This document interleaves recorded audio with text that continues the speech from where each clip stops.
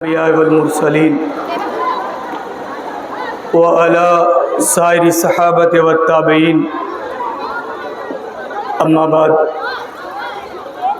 قال الله تبارك وتعالى في كتابه الكريم والفرقان المجيد يا أيها الذين آمنوا قوا أنفسكم وأهليكم نارا صدق اللہ العظیم۔ اسٹیج پر بیٹھے ہوئے ہمارے معزز ترین اساتذہ کرام، اس مکتب اور مدرسے کے ذمہ داران، اس گاؤں کے معزز ترین بزرگوں،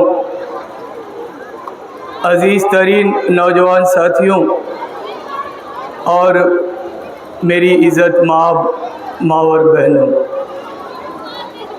اللہ پاک کا بڑا شکر ہے، بڑا احسان ہے اللہ پاک کا کہ آج کئی سالوں کے بعد، کئی برسوں کی آزمائش کے بعد اللہ نے دوبارہ یہ موقع عطا فرمایا کہ آپ یہاں تشریف لائیں، دین کے نام پر آئیں، اور ہم لوگ بھی بڑی سالوں کے بعد، بڑے برسوں کے بعد یہاں آئے ہیں۔ ان پورے 6-7 سالوں میں اس مدرسے نے آزمائش کا جو وقت دیکھا ہے وہ اپنے آپ میں ایک تاریخ ہے، لیکن اس مکتب اور مدرسے کے ذمہ داروں نے جس جانفشانی، جس محنت، جس جد و جہد اور قربانی کا ثبوت دیا ہے، یہ اسی کی جیتی جاگتی مثال ہے۔ چاند پٹی کے لوگ ہوں یا مہرا کے لوگ ہوں یا اس علاقے کے جتنے بھی اہل خیر حضرات ہوں، جن کے پاس اللہ نے جو دیا تھا انہوں نے اس مکتب کے لیے، اس مدرسے کے لیے، اس درسگاہ کے لیے اپنا بہت کچھ قربان کیا۔ بہت سارے لوگ ہیں جنہوں نے وقت دیا، بہت سارے لوگ ہیں جنہوں نے اپنی صلاحیتیں دی، اور بہت سارے لوگ ہیں جنہوں نے اپنی زمینیں دی، اور جنہیں اللہ نے دولت سے نوازا انہوں نے اپنے مال کے ذریعے مدد کی۔ یہ اس بات کا ثبوت ہے کہ آج بھی یہ امت زندہ ہے۔ اس امت کی زندگی کا یہ درسگاہ، اس کی دوبارہ تعمیر، اس کی جیتی جاگتی مثال ہے۔ اس امت سے ہمیں مایوس ہونے کی ضرورت نہیں ہے۔ یہ بہت بڑا پیغام ہے۔ میں بس یہی گزارش کروں گا کہ آپ جب بھی اللہ کے سامنے ہاتھ پھیلائیں، اس درسگاہ کے لیے بھی دعا کریں، اس درسگاہ کے اراکین کے لیے بھی دعائیں کریں، اور جو ذمہ داران ہیں ان کے لیے بھی دعائیں کریں، اور جو اس میں پڑھنے والے بچے ان کے لیے بھی دعائیں کریں کہ اللہ انہیں ان تمام چیزوں سے فائدہ اٹھانے کی توفیق عطا فرمائے۔ بہرحال بڑی مختصر سی بات مجھے آپ سے عرض کرنی ہے۔ بڑی خوشی ہوئی، بڑا اچھا لگا۔ ہمارے جو مرد حضرات ہیں وہ بھی ماشاءاللہ بڑی تعداد میں موجود ہیں، بچے بھی ہیں، لیکن میں سمجھتا ہوں کہ چاند پٹی پورا امٹ کے آ گیا ہے۔ یہ بڑی خوشی کی بات ہے، اور مجھے ایسا لگتا ہے کہ اب گھروں میں کوئی خواتین نہیں بچی ہوں گی، جس لحاظ سے یہاں کی تعداد ہے۔ ماشاءاللہ اللہ آپ کے حوصلوں کو باقی رکھے۔ دیکھیے، اللہ پاک نے، یہ ہمارا پروردگار ہے، مالک ہے، وہ بہت ساری نعمتوں سے نوازا ہے اس نے۔ اللہ پاک کی بہت ساری نعمتیں ہیں۔ بھئی میں بول رہا ہوں آپ کے سامنے، یہ بھی اللہ کی نعمت ہے۔ اس نعمت کی قدر آپ کسی گونگے سے پوچھ لیجئے کہ بھئی بولنا کتنی بڑی نعمت ہے۔ میں جو بول رہا ہوں آپ اس سے سن رہے ہیں، سننا بھی بہت بڑی نعمت ہے۔ یہ سننا کتنی بڑی نعمت آپ کسی بہرے سے پوچھ لیجئے۔ اللہ پاک کی بے شمار نعمت ہے جسے گنانے کا وقت بھی نہیں ہے، لیکن یہ سمجھ لیجئے کہ ہم اللہ کی نعمتوں کے سائے میں جیتے ہیں، اللہ کے کرم کے سائے میں رہتے ہیں۔ اللہ کا کرم نہ ہوتا تو نہ میں یہاں موجود ہوتا، نہ آپ یہاں موجود ہوتے۔ تو جو ایک بڑی موٹی سی بات مجھے آپ سے عرض کرنی ہے وہ یہ کہ دیکھیے جس زمانے میں ہمارے بچے اب جی رہے ہیں، ہم لوگ دوڑ رہے ہیں، آپ لوگ ماشاءاللہ تمام چیزوں سے واقف ہیں، یہ زمانہ سننے سنانے کا زمانہ نہیں۔ اگر آپ کو صرف سننا ہی ہوتا تو یہاں بیٹھے جتنے نوجوان ہیں اور یہاں بیٹھی جتنی نقاب پوش پردہ نشین مائیں اور بہنیں ہیں، لگ بھگ ہر تیسری بہن کے ہاتھ میں موبائل ہے، اور گھروں میں جا کے دیکھیے تو ہر فرد کے ہاتھ میں موبائل ہے۔ تو اگر سننا سنانا مقصد ہوتا تو پھر آپ کو یہاں آنے کی ضرورت نہیں تھی۔ بھی گھروں میں آپ موبائل آپ کے پاس ہے، موبائل میں یوٹیوب ہے، فری کا انٹرنیٹ ہے۔ وہ زمانہ تھا جب 1 GB انٹرنیٹ ملتا تھا 1 مہینے کے لیے، اب تو 1.5 GB 2 GB روز ملتے ہیں۔ اب اگر سننا ہی ہے تو آپ یوٹیوب میں چلی جائیے، فیس بک میں کھول لیجئے، آپ انسٹاگرام چلے جائیے اور دنیا کے ٹاپ 10 سنانے والوں کی تقریریں سن لیجئے۔ دنیا کے جو مہنگے ترین مقرر کہے جاتے ہیں، جو تقریر کرنے کے پیسے لیتے ہیں، آپ ان کو سن سکتے ہیں فری میں۔ دنیا کے بڑے بڑے علماء، بڑے بڑے خطبہ، بڑے بڑے فضلاء جن سے ہاتھ ملانے کے لیے لوگوں کو وقت لینا پڑتا ہے، آپ اگر ان کی بھی تقریر سننا چاہیں تو وہ حضرت آپ کی جیب میں رہتے ہیں۔ آپ اپنی جیب سے جب چاہیے نکالیے، یوٹیوب پہ جائیے، سرچ کیجئے اور ان حضرت کی تقریر سن لیجئے۔ آپ کو مفتی طارق جمیل صاحب کو سننا ہے، آپ کے جیب میں موجود ہیں، وہ طارق مسعود صاحب کو سننا ہے، وہ آپ کی جیب میں موجود ہیں۔ لندن کے کسی عالم دین کو سننا ہے، وہ بھی آپ کی جیب میں موجود ہیں۔ تو میں صرف یہ بتانا چاہ رہا ہوں کہ نہ میں یہاں آپ کو کچھ سنانے آیا ہوں، نہ مولانا یہاں کچھ سنانے آئے ہیں، اور آپ بھی اپنے دماغ سے یہ بات نکال دیجئے کہ آپ کچھ سننے آئے ہیں۔ یہ سننے سنانے کی محفل تھوڑی ہے، یہ مکتب ہے، یہ درسگاہ ہے، اور درسگاہوں میں سنایا نہیں جاتا، پڑھایا جاتا ہے۔ درسگاہوں میں سنایا نہیں جاتا، وہاں سکھایا جاتا ہے۔ تو ہم آپ کو سنانے نہیں آئے ہیں، جو اللہ پاک نے ٹوٹا پھوٹا علم دیا ہے اس کے ذریعے آپ کو کچھ سکھانے آئے ہیں۔ اور آپ یہاں سننے نہیں آئے ہیں، آپ یہاں کچھ سیکھنے آئی ہیں۔ لوگ درسگاہ میں، مکتب میں سیکھنے کے لیے جاتے ہیں، اتنی بڑی تعداد آپ کی ماشاءاللہ ہے، تو آپ تھوڑی سی اپنی نیت کو بدل لیں کہ بھئی آپ سننے نہیں آئی ہیں۔ یہ والے بھی اپنی نیت بدل لیں کہ بھئی آپ سننے نہیں آئے ہیں، اس لیے کہ جہاں تک میرا ٹوٹا پھوٹا علم ہے اس کے مطابق سننے سنانے والوں پر کوئی اجر نہیں۔ آپ 10 گھنٹہ سن لیں، میں پوری رات سنا دوں تو سننے سنانے پر کوئی نیکی نہیں ملے گی سوائے قرآن مجید کی۔ قرآن مجید سنایا جائے تو سنانے والے کو نیکی، قرآن مجید سنا جائے تو سننے والے کو نیکی، ورنہ میں لگاتار گھنٹوں بولتا رہوں، میرے بولنے پر مجھے کوئی نیکی اللہ پاک دینے والا نہیں ہے۔ آپ پوری رات سنتے رہ جائیں، میرے سننے پر اللہ پاک، آپ کے سننے پر اللہ پاک کوئی نیکی نہیں دے گا۔ اجر کا جو معاملہ ہے وہ سیکھنے سکھانے والوں کے لیے۔ تو میری آپ سے گزارش ہے کہ آپ تمام لوگ، چاہے ہماری مائیں ہوں، چاہے ہمارے بڑے بوڑھے ہوں، تھوڑی سی اپنی نیت کو بدل لیں کہ ہم لوگ یہاں سیکھنے سکھانے آئے ہیں۔ میں نے تو اپنی نیت بدل لی کہ میں آپ کو کچھ سکھانا چاہتا ہوں۔ آپ بھی اپنی نیت بدل لیں کہ جو کچھ آپ کے کانوں تک پہنچے گا وہ آپ اسے دل میں اتاریں گی اور کچھ سیکھنے کی کوشش کریں گی، اس لیے کہ سیکھنے سکھانے والوں کے لیے بڑا اجر ہے۔ اللہ کے رسول صلی اللہ علیہ وسلم فرماتے ہیں کہ ان اللہ و ملائکتہ، اللہ اس کے فرشتے، وَأَهْلُ السَّمَاوَاتِ وَالْأَرْضِ، آسمان اور زمین کی تمام چیزیں، حتیٰ کہ چیونٹیاں اپنی بل میں، وَحَتَّى السَّمَكُ فِي الْمَاءِ، مچھلیاں پانی میں، سیکھنے سکھانے والوں کے لیے دعائیں کرتی ہیں۔ تو ہمیں بھی اللہ کی دعاؤں کی ضرورت ہے، اللہ کے کرم کی ضرورت ہے، آپ کو بھی اللہ کے کرم کی ضرورت ہے، اللہ کی رحمتوں کی ضرورت ہے۔ تو تھوڑا سا نیت کو بدل لیں کہ ہم سکھانے آئے ہیں اور آپ کچھ سیکھنے کے لیے بیٹھے ہیں۔ تو بہرحال دو تین باتیں ہیں وہ میں سکھانے کی نیت سے آپ کے سامنے پیش کروں گا. بس اللہ پاک سے دعا کریے کہ اللہ پاک میرا سکھانا قبول فرما لے اور آپ کا سیکھنا قبول فرما لے. پہلے اور بنیادی بات، ہم اسٹیپ بائی اسٹیپ چلیں گے. اگر بچیاں بیٹھی ہیں سیکھنے والی پڑھنے والی تو اسے نوٹ بھی کر سکتی ہیں، بڑی کام کی چیزیں.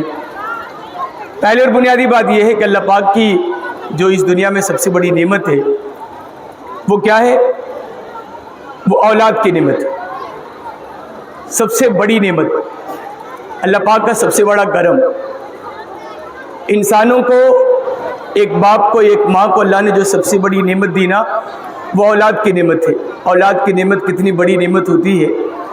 اور اولاد جب یہ دنیا چھوڑ کے چلا جاتا ہے تو ماں کو، باپ کو کتنا دکھ ہوتا ہے وہ مجھے آپ کو بتانے کی ضرورت نہیں ہے. ابھی مہرہ میں دیکھیے 10 دن نہیں گزرا، ایک 18 سال کا نوجوان، ہنستا کھیلتا نوجوان، بالکل ہٹا کٹا نوجوان اپنے ماں باپ کو چھوڑ کے اللہ کو پیارا ہو گیا. اب اس ماں سے جا کے پوچھیے کہ اولاد کی نعمت کتنی بڑی نعمت ہوتی ہے. وہ ماں کہے گی آپ سے کہ مجھے دنیا کی کوئی دولت نہیں چاہیے، مجھے دنیا کی کوئی نعمت نہیں چاہیے، مجھے کوئی میرا لال لوٹا دے. ہے نا اولاد کی سب سے بڑی نعمت؟ تو مجھے بہت تفصیل میں بتانے کی بھی ضرورت نہیں ہے. تو اولاد کی نعمت یہ اتنی بڑی نعمت ہے کہ اس کا شاید تصور کرنا محال ہے. تو اس نعمت کی قدر کرنا، اس نعمت کی نگرانی کرنا، اس نعمت کی حفاظت کرنا، اس نعمت کو برباد ہونے سے بچانا، یہ ماں باپ کی پہلی اور سب سے اہم ترین ذمہ داری ہے. اولاد کی حفاظت کریے آپ، اولاد کی تربیت کریے آپ، اولاد کو سیدھے راستے پہ چلائیے آپ. یہ اولاد آپ کی یا تو جنت بن جائیں گی یا یہ اولاد آپ کی جہنم کہلائیں گی. آپ نے اپنی اولاد کی صحیح تربیت کی، سیدھے راستے پہ لگایا، اللہ کا فرما بردار بنایا، 5 وقت نمازوں کا عادی بنایا، تو یہ اولاد آپ کی جنت بن جائیں گی. اور اگر آپ نے اپنی اولاد کی تربیت نہیں کی، اپنی اولاد کے ہاتھ میں یہ ٹن کا چھوٹا سا ڈبہ تھما دیا، تو آنے والے دنوں میں یہ اولاد آپ کے لیے جہنم اور وبال بن جائیں گی.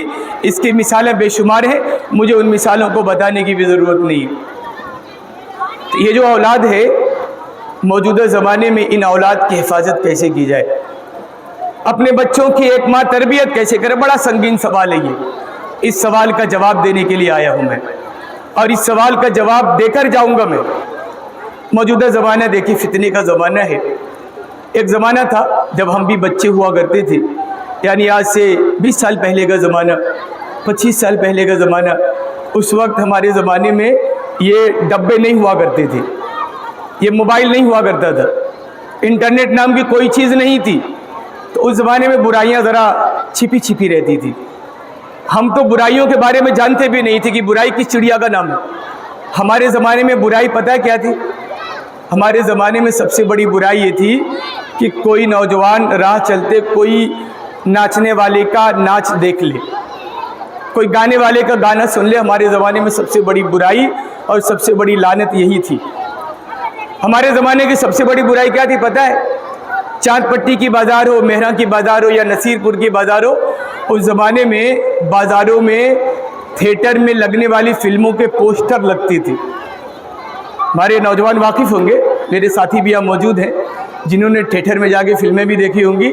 تو ہمارے زمانے کی جو سب سے بڑی برائی تھی وہ یہ کہ چاند پٹی کی بازاروں میں، وہاں کی دکانوں میں، وہاں کی گمتیوں پہ جو فلموں کے پوسٹر لگتے تھے، کوئی نوجوان اگر کھڑے ہو کر اس پوسٹر کو دیکھنے لگ جائے تو وہ اپنے گاؤں کا سب سے گندا، سب سے خراب نوجوان مانا جاتا تھا. اس زمانے میں اور آج کے زمانے میں کتنا فرق ہے، اسے آپ اندازہ کریے. آج تو فتنے کا زمانہ ہے، آزمائش کا زمانہ ہے.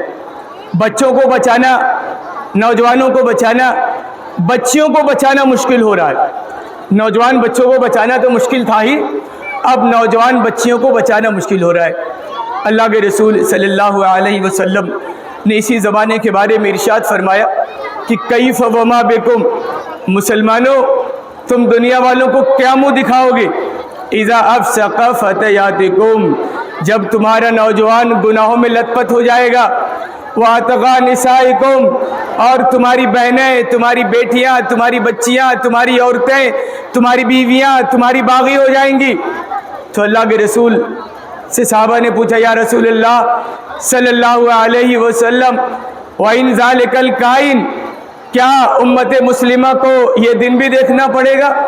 اللہ کے رسول نے فرمایا کہ ہاں میرے دوستو، امت مسلمہ کو یہ دن بھی دیکھنا پڑے گا، بلکہ اس سے برا بھی زمانہ آئے گا۔ تو آپ دیکھیں وہ دن ہمارے سامنے ہے۔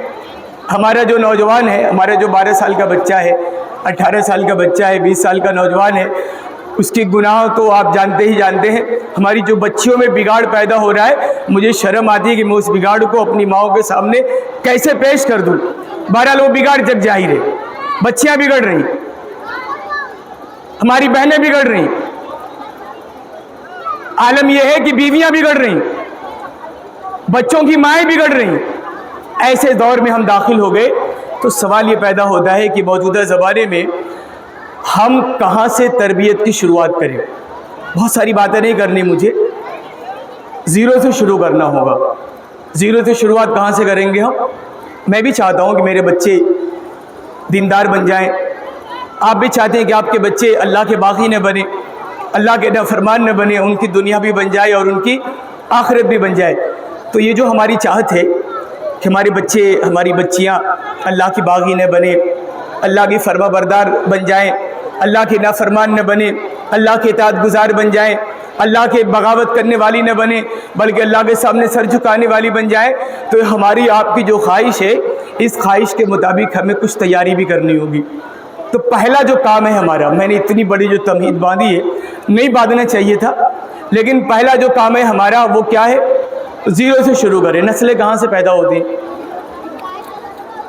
نسلوں کی جو آبیاری کی جگہ ہیں وہ مائیں ہیں، ماؤں سے بچہ وجود میں آتا ہے۔ تو جیسا پیڑ لگایا جائے گا ویسا پھل آئے گا، تو جیسی ماؤں کا آپ انتخاب کریں گی بچے ویسے ہی آئیں گے۔ تو سب سے پہلا کام کیا ہے؟ ملت کو سدھارنے کا، ملت کو بنانے کا، حالات کو سنوارنے کا سب سے پہلا کام یہ ہے کہ امت کی ماؤں کو سنوارا جائے، امت کی بیٹیوں کو سنوارا جائے، امت کی خواتین کو ان کی ذمہ داری سے آگاہ کیا جائے اور نیک ماؤں کا انتخاب کیا جائے۔ سب سے پہلا کام کیا ہے کہ میں اگر اپنے بھائی کے نکاح کرنے کے لیے کسی بچی کو تلاش کروں تو میری پیورٹی ہونی چاہیے، میرا سب سے بنیادی کام یہ ہونا چاہیے کہ میں یہ دیکھوں کہ کوئی نیک بچی مل جائے۔ مجھے اگر اپنے بچے کا نکاح کرنا ہو تو میں یہ دیکھوں گا کہ کوئی نیک اور دیندار بچے مل جائے۔ میری بھی شادی ہوئی، میرے بھائیوں کی بھی شادی ہوئی، اور ہمارے گھروں میں ہمارے چچاؤں کی بھی شادی ہوئی، ہمارے ابا کی بھی شادی ہوئی، تب ہم وجود میں آئے۔ تو ہم نے تو اپنے ابا کی شادی نہیں دیکھی، لیکن ہم نے اپنے چچا کی شادیاں دیکھی۔ تو ہماری جب چچا کی شادیاں لگ رہی تھی تو اس زمانے میں جب زمینداری کا زمانہ عروج پہ تھا، تب پیسے کی ریل پیل نہیں ہوئی تھی، 25 سال پہلے کا زمانہ۔ تو اس وقت جب ہماری چچا کی شادی لگ رہی تھی تو ہماری دادی نے اور ہماری اماں نے، چونکہ ہماری اماں بھابھی تھی ہمارے چچا کی، اور ہماری دادی بھئی چچا کی ہونے والی بیوی ہے تو اس کی ساس بنیں گی، تو اس بوڑھی ماں نے اور اس کی بھابھیوں نے کو لڑکی دیکھنا تھا۔ اس زمانے میں لڑکیاں کیا دیکھی جاتی تھی؟ گھر دیکھا جاتا تھا، گرہستیاں دیکھی جاتی تھی، طریقہ دیکھا جاتا تھا، طور طریقے چال چلن دیکھے جاتے تھے۔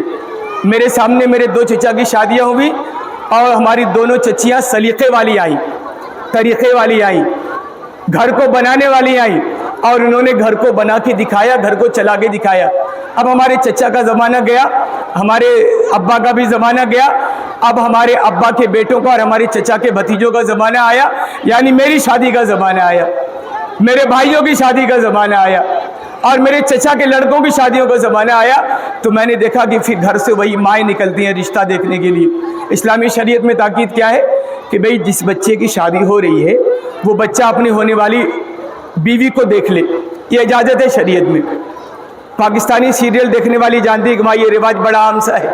بہرحال یہ بڑی خوشی کی بات ہے کہ ہمارے ملک نے آپریشن سندور کے بعد پاکستانی سیریل پہ پابندی لگا لی، یہ بڑی خوش آئند بات ہے۔ تو بہرحال بڑی ماؤں کو تکلیفیں ہوتی ہوں گی، لیکن بڑی خوش آئند بات ہے۔ مجھے جب اس بات کا علم ہوا تو بڑا خوش ہوا میں۔ تو وہ جانتی ہیں کہ ابھی بھی لڑکیوں کو دیکھنے کا رواج ہے۔ ہمارے یہاں بھی جب رشتہ طے ہوتا ہے تو لڑکیاں دیکھنے کے لیے کون جاتی ہیں؟ इजाज़त किसकी है भाई? जिसकी होने वाली बीवी है वो जाकर अपनी बीवी को एक बार देख ले, यही है ना।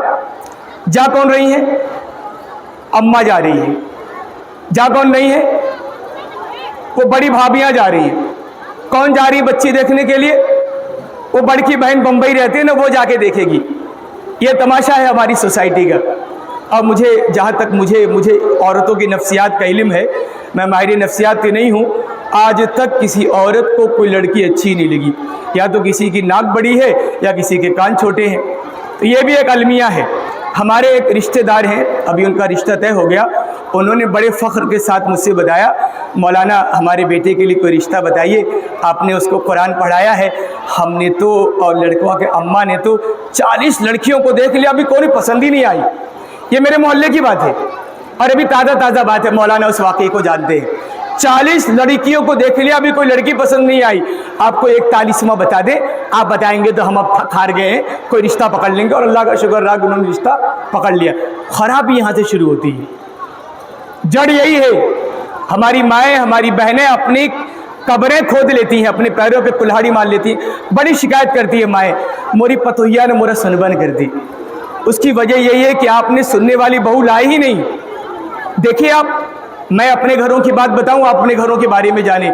हमने कभी बात ही नहीं की कि बीवी नेक होनी चाहिए, बहू नेक होनी चाहिए, भाभी दीनदार होनी चाहिए। क्या देखते हैं, मेरे जहाँ तक मैं समाज में रहता हूँ, एक महीने में 30-40 लोग मुझे रिश्ते के लिए कहते हैं।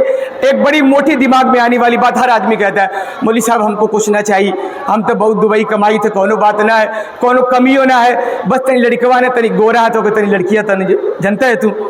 ये एक आम सी ज़ुबान है, इस ज़ुबान को लगाम लगाने की ज़रूरत है।